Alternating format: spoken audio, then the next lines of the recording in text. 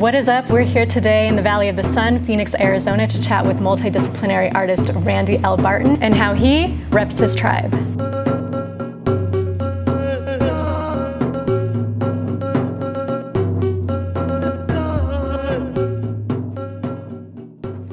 What's up, Randy B, Randy Boogie, aka Randy L. Barton, aka Universal Mankind. What? You know that. That's what's up. Yup, Universal Mankind. What's happening? What's up? What you got going on right now? What's the life of Randy B looking like these days? Well, currently we're here. I'm painting this mural. As you see, we're finishing. It's about like 70% done. And because of the pandemic, I fell back a little. And I'm doing more stuff, more designing than I am painting right now. So. Dope. Yep. Dope. So tell me, what's the Universal Mankind about? The Universal Mankind. That's funny that you call me that. That's a name that was given to me that I named myself back in like 1997. But I used to tell people it's all about seeing the soul of the universe, right? One cannot be universal, S-O-U-L, until you can see the soul of the universe. And mankind, in my in Diné language, so balashklat, it means the five-fingered spiritual beings, you know. So I use that as the mankind part, being as a universal, you know, spiritual being on this earth. So I added all that together, and that's how I came up with the Universal Mankind. Dope. That's dope. So native tribe, what's your tribe? Diné, that's how we say it. Also known as Navajo. It comes from a Spanish term, but not really sure. Our tribe ourselves don't identify as that, but most people know it as Navajo.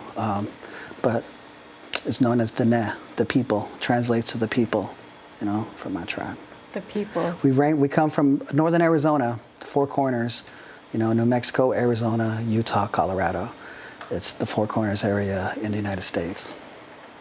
So you were born in the Four Corners area? Yes, I was born in a tiny town called Tuba City on the reservation. And what was that like growing up? Did you grow up on the reservation? I grew up on the reservation, okay. Yeah. I grew up with dirt floors. I was raised by my grandmother, and I used to ride a horse and herd sheep every day, all day, and no electricity. I spent many nights with the flickering fire light, you know, waking up early because the sun comes in the sun. Like, that's how I grew up. And then you moved to the city? Yep. How old were you when you? I moved to Winslow, Arizona, a border town, 1985, and instantly got jumped in to hip-hop culture. Tell us about that. What does that mean? Yo, it was the first thing I seen. You know, it's a small town, but it was very city-like. And shoot, I got my bedroom, right? And I looked through the window and I noticed there's a crowd of people. And I was happy, you know, I have my own bedroom, and I asked my dad in Navajo, like, hey, could I go back there and like play and see what they're doing? He was like, yeah, go, it's your new room. And I remember I went through the fence, and there's a little hole in the fence, and I crawled through it, ran over there, went through people's legs, got through, and then I was like, what's going on? And I thought it was a fight. Literally, people were like, and I was like, oh, kind of like spooked, but they were laughing. And I was like, what? But they're laughing. And I remember hearing the music. It was something I've never heard before, and it was like real electronic, robotic, you know, it was electro music. You know, they were playing Nucleus, is what they were playing. And they were just, you know, and what I seen was a b-boy battle, breakdance battle. And I was blown away. I just seen stuff I've never seen before, you know, a lot of popping, people getting in people's faces, you know, and it was so dope. And it blew my mind. It's the coolest thing I've ever seen in my entire life. And the next day I wake up, and my babysitter, my aunt, so happens to was babysitting, was dating the main guy, Carl Kai, that was breaking, was winning the battle. And he popped in, smiled at me, and he was like, "Hey, I know you." And I was like, "What's up? I know you too." You know, and he taught me graffiti. He taught me how to break. He taught me all that before I learned English. So hip hop was the gateway, the bridge to yeah, that's what to this new world, you know. Like I said, I learned graffiti before I learned my alphabets. I learned my alphabets through graffiti. It's such a trip. I learned hip hop before I spoke English, you know. So I've been hip hop since like 1985. It's tight. Nice. So you're a dancer, you're an artist, a visual artist. Yeah. Originally graffiti artist. Yeah. And then you moved into wanting to become a professional artist. Yeah. Well, you mean that same person, you mean that my aunt dated, he was all of that. So back then, that's what it was. When you did hip hop, you did everything. You were a dancer. I mean, you dressed cool, you looked cool, you spoke, cool, because, you had slang. And, he danced, he b-boyed, he did all of that. So to me, that was what you did to be cool like him, All the dudes liked them, all the chicks dug him. I definitely wanted to be that. And being around him all the time, that's who I became.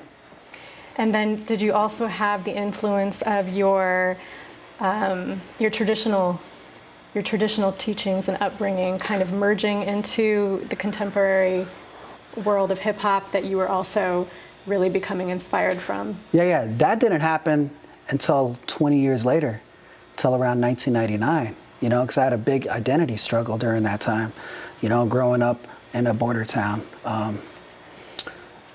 wasn't native enough for my native people, and for my border town, I was, there was, Native Americans were less than 1% of the people, so I didn't fit in there either. So I had an identity struggle, but because I drew very well, and I used to do everyone's name in graffiti, I was accepted. I didn't have to join a gang because I'm the one who did the gang letters, and that was my way of getting through until around like 99, and it was really tough for me dealing with racism and everything, but I seen hip hop done in a way, when I first was introduced to this, I went to Oklahoma to the Culture Shock, which was an indigenous hip hop jam.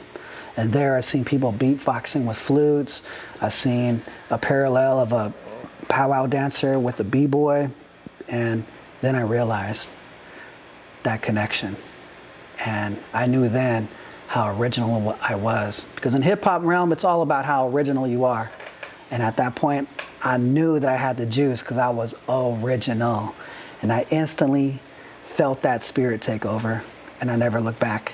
I was then proud, and that's when I knew my lane of how I was going to approach the circle. And I brought in all the Native American influence at that point, because I realized then a lot of the hip hop culture itself was influenced by it, because there's a step, right? They called it the Indian step, and they do, and there was a movie that was called Detours, and there was a Parallels video, and that's what they showed. And then hearing people, Popmaster Fable talk about fashion and all that, and how it was inspired by Native American fashion tribes and stuff. So I took it, That's dope. Yeah. So being taking on art later on, both as a hobby and then professionally, I'm wondering, what is the first painting that you ever created? Ooh, this was, officially taking being I'm an artist. It's something I've always wanted to do. I was 8 years old and I knew what it was going to look like, I could see it, but I never did it yet. But what I did is I was in graphic design school. I got into painting very late, with acrylics. I was doing graffiti, with letter base, but to actually use a brush and acrylic painting was design school. And what I did is I only used blue, yellow, red, black, and white, blue from the sky, red from the earth, yellow from the sunset, white from the early morning, black from, when the night goes. And with those earth's natural hue, you can create anything from your imagination and put it on canvas. And you can create any color using those primary colors. So I took it upon myself to use that instead of buying a brown and using an orange. I mixed the colors instead of buying a green. I mixed the colors to make a green. As my very first painting to step into it, and I drew. I had, my daughters were just born then, and everyone's like, it's time to man up, right? You got to take care of your kids. This hip hop thing, you can't be playing anymore. And I was like, I realized, and a lot of people told me, you need to stop breaking, stop dancing. And I was like, no. I can't stop dancing. Dancing is how I feed my spirit. So what I did is I drew a picture of a Navajo wedding basket, right? And then I drew, it's almost like our logo. My crew's logo is Foundations of Freedom, right? Like this. And from this FOF, I drew this tree of life, my new life there. And there was 2 leaves growing from it, both representing my daughter. And I drew 2 spirit dancers, right? With cradle boards on their back, like up rocking, And it was a picture of me going back and forth dancing to feed my family tree.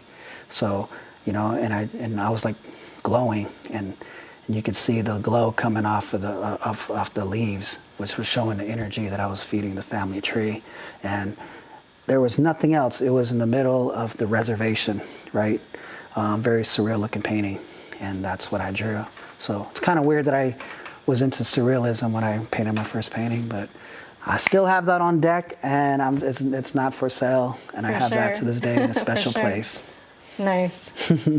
And I remember a few years back you were doing a project called Medicine Paint. Oh yeah, Medicine Paint. Yeah, what was that about? It's interesting you say that. It's actually the same thing.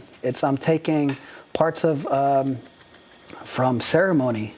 When you have ceremony, you have certain paraphernalia that you're surrounded by. And what I did is I took that paraphernalia and I put it into symbols. I turned all the ceremony into symbols, so I could remember, the ceremony, the prayers, and the stories. That was, we do things by song. So I can remember that song, that prayer, and so I can remember the blessings that I was given. And then I put those into my paintings. And around then, I found a collective of my crewmates. We all battled each other. We all were enemies at one point, and over the years we became crew because we understood that about ourselves, and that's how we're educating ourselves. And with that, that's how we're educating not only the people, but we're giving this medicine, this knowledge, this blessing as a way of art to people. And to be able to do that live was the main thing. And because it was all about how we could do it live also. So that was Medicine Paint, and that was our way of carrying our tradition and our stories and our ways of our people into art. That's what that was about. Nice. Yeah. Yeah, I remember that. That was dope. Yeah, Medicine Paint's dope. So you're a DJ as well. Yep. Right? Yep. And I know you've dropped a couple really dope albums. Oh, yeah. XP111 Yep. and The Blessing Way Boogie. Yes. Yeah. Yes. So tell us a bit about those albums. XV11 is from a project that I always wanted to do, starting from 1999, and I never released anything. I did a couple of releases back in 2005, but they're just EPs. And XV11, a lot of it was the stuff that didn't make it on the album. And it's funny because I was just making music at this point. It's been a long journey for me. I've made over 500 to 1,000 beats in my lifetime. But I just never broke through the music industry. So I just kind of didn't use that as my focus no more, but it was just me practicing hip hop and keeping hip hop alive. And it's just culture, making music. But then my mentor came through one day and wanted me part of a museum show. And I was like, oh, finally I get to put my paintings up. And he was like, no, I want you to do a music piece. And I was like, oh, okay. And it's the story of the long walk. And I was like, ooh, I don't know. I was like, I ain't trying to do anything that's gonna bring our people down or sad anymore. And I was like, I'm about the dialogue of elevating. That, I'll do it. Then I'm part of this museum show that you're talking about. But when I created it, I used that same story of after the long walk and how we as Navajo, as Diné people have elevated since. So I created supposed to have been an EP, a 4-song piece that was going to be played at the museum for a whole year. And I made it mix into each other and I told that story. you know, as in a original composition that was created using traditional drums, shakers, chants. And I took these traditional elements and I recreated in the form as hip hop would be played. And I made a whole story from songs I already made then that I never released. So it worked perfectly. And I was like, and it just went from 4 songs to like 6 to like, well, I got these ones from 8. Oh, well, I got these other ones, 10. And I was like, yo, I got a whole album. And I was like, wow, I'm just gonna drop an album. And then I was like, it doesn't make sense to drop an album and then go back and release all this other material. And I was like, I think I could do it. So XV11, which translates to the letter R, 18, 18th letter. Shout out to Rakim for that one, you know? I was like, let me just introduce all this music no one's ever heard before. And I was like, and I'll just release it 1 week before I drop this album.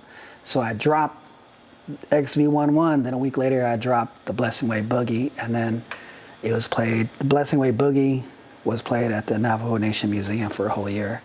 But I did it so quick, a lot of people thought it was one release, you know? Yeah. Yeah, and I was like, no, there's 2. So that's being used right now for several films, docuseries that we're doing. So, Okay. yeah. So I have to ask you, if you were booked for a really short set, a really short DJ set, and you could only play 5 songs Word. in that set, what would they be? What would it be? Wow. That's a really good one. If I'm not playing my music or other people's music? Other people's. Other people's music, I would probably definitely, I don't know how it's, yeah, you know what? It's not going to be a crowd pleaser. I would definitely play Peace, Prosperity, and Paper by by Tribe Called Quest, and off the High School High soundtrack in 1997. I would play, I would definitely play Common Sense. I Used to Love Her. That has a big, you know, place in me. I would definitely play DJ Shadow, Introducing, any one of those tracks, you know what I mean? I would drop that in there, and I would definitely play Mos Def, Maumi Says. You know, just these things represent certain parts of my life, and I would probably start out the whole thing with the intro of Nucleus, Jam on Revenge. You know, because that was my first tape I ever got as a kid. That's it. I will crush it. I will let you know everything about me and what this culture is about within those songs. Nice. Bring them back full circle. Oh, yeah. Nice. Definitely. Dope. Dope. So, what keeps you inspired, Randy B? What keeps you going? What keeps me inspired is seeing other people being inspired. I constantly have to be around people and creators that are doing something, people creating their music out. It doesn't even matter on what level. As long as they're doing it live, I love it. And when I see a certain street performer, you know, just on the corner needing to get money, I mean, when they're doing something, I give $1, I give them their attention. It makes me smile, you know. Kids, when you can watch them in the mall, when they're tired of shopping, they're just out like, you know, especially people doing TikTok dances, you know, I'm like, yo, let's get it. That inspires me. So it doesn't even matter when I'm very in tune with the local underground scene, especially hip hop, and I watch them create. I just got to be there for 10 minutes and see anybody just being expressive like that and not holding back inspires me. And then, you know, with my own art, I'm constantly like watching videos, documentaries of my favorite artists. You know, that's what keeps me inspired. Nice. So you're a dancer, a DJ, an artist. You've also done some fashion design in the last few years. Yeah, it's fresh to death. Yeah. You know, fashion is it's how you represent yourself, you know. You can say a lot by like, hey, this is me, without, you know what I mean? Obviously, you know, we got paint on our pants and stuff. It's like, oh, you paint? You into painting? Like, yeah, this ain't just on there for fashion. It's like, I really do paint. You know, and depending on how I am for that, you mean for that day, that's what it is. I dress for these places, you know, I dressed accordingly to where I'm at. You know, we went to the Lowrider Super Show. I'm dressing up in 90s, you know, it's fitting the whole aesthetic of that culture. You know, you go to a B-boy jam, I'm coming through with the original Cazals, you know what I mean? Like, foxtail, you know what I mean? Kangools. I'm looking fat laces, big gold chains. I'm capturing that flavor of the original b-boy. You know, sometimes you go to an art show, I'm gonna come through, I'm gonna wear the hat, hand painted, you know, jewelry, you know, Native American jewelry to an art show, you know, because that's conversation pieces. You know, we go to a basketball game, I'm gonna throw some throwback like jerseys, you know, my favorite type of Jordans, you know, like I always love to do that and set the tone and show what I know about fashion. And, you know, because everything has a story, fashion has a story. So it adds, you know, being a creative. To me, it's number one on the list. You know what I mean? That's how you represent. So tell us where you like to shop. Where I like to shop. I definitely love to support the local hip hop creators. Anyone, my friends that are making clothes, I always buy my favorite piece from what they put out. Definitely, because that's where it all started. Local before it can become global. And, but now, I mean, it's like past, present, future. The concept, past, the concept of just, you know, being native, fresh to death, the idea. If you look at native wardrobe, it's beads. There's, you know what I mean? There's feathers that they've earned. There's medicine tools that they carry. There's layers upon layers. You know what I mean? The way they roll out, you know what I mean? They'll have moccasins, even stressed up here, that you put on. It protects you from snakes and cactus, you know, and the debris. But they do it in a way where it's stylized, you know, with their jewelry. And all of this has meaning. Every little thing has meaning. And you carry that in. I remember Pop Master Fable once said, "Why do you guys put your one side up?" And he was like, "Oh, we used to get the ones, you know, like with line, you know, and they would double up their socks. And one side would be up. And then, you know, I mean, they'll fringe the shirts sometimes, or, you know, their colors. So when you're doing their footwork, it creates, it adds to the dazzle of it. In the same way, a powwow dancer, you know, when they're dancing, you know, and there's many colors, it just adds to the movement, you know, it eye dazzles and it dances even more. And, you know, it amplifies your style. And I was like, wow, that's amazing. That b-boy culture, I mean, that b-boy style is inspired by like powwow, you know, dance styles too. And I was like, interesting, that's so dope. And there was a point when I started really representing the culture at that point and our certain brands. And I used to, you couldn't get my stuff here, you know, like, so I supported brands from the East Coast, very into the culture. East and West, actually, like P&B Nation, they're for the culture, you know, Wild Style Technicians, they're for the culture, you know, Tribal Gear, you know, they were for the culture. Echo Unlimited, you know, Mark Echo ended up going on to create Complex, you know, which brings us, you know, ComplexCon, which brings us to this current day. And then, of course, I'm into the hype brands, the collaborations with Air Jordans and you know, the whole hype thing that's happening, you know, the Cause and Off-White, this and that. So now, you know what I mean, which leads me to the future, you know, the stuff I like, you gotta have a little paper to get that. Yeah, I love the Gucci, I love the Louis, I love the Off-White, I love their collaborations, you know, like, and seeing how hip hop is in those realms now, you know what I mean, it's in that sphere and how it's changing their aesthetic and the game and the consumers, you know. So I love shopping at hype stores. Locally here is 151 in Arizona, you know, and you start getting into these fun collaborations and you start following designers. Shout out Kanye, you know. I think that's where everything opened up for me. And then A$AP Rocky, how he mixed it, you know, mixed the hood with high fashion. And it brings into the Virgil Abloh, which is probably my favorite designer. But yeah, you know, I definitely follow my brands. And as part of hip hop, you know, hip hop, you have the dance element, you know, the dance b-boying. You have the art, you know, graffiti, street art. You have the music part, making beats and DJing. You know, you have the vocal part, which is MCing, poetry, rapping poetry. And then you have the business side of things, you know, you have the fashion side of things, you see what I'm saying? And then you have the teaching, the actual community part where you share all this with the culture by throwing events. And that's kind of like how, you know, in beatboxing, the you know, the meta, bass, and breath part of it, you know. But these are the elements, you know. For sure. Nice. Well, I'm always excited to see what you're producing, what you Yes. got going on, and I'm excited to see what else comes out of you. Couple more questions. Let's go. One of the things I've heard before, which I thought was dope, was, you know, how as a human, what are you going to leave behind after you pass? What is that artifact that you leave behind? One of the most important things we can leave behind is an artifact. So I want to know what you would leave behind. Any of my paintings that I create are made to withstand the test of time and to be here forever. I would love to leave things behind that my ancestors left behind. The exact same things, you know. Arrowheads, I would love to cast arrowhead jewelry, and, you know, the tools of war. I would love to have my take on, you know, petroglyphs, you know, and, you know, which are essentially my paintings. But I would love to get into that earth, using earth pigment and using, you know, I don't know, but I would love to, you know what I mean, create more earth kind of stuff that's going to, on like natural rock and stuff, I think would be one of my ideas.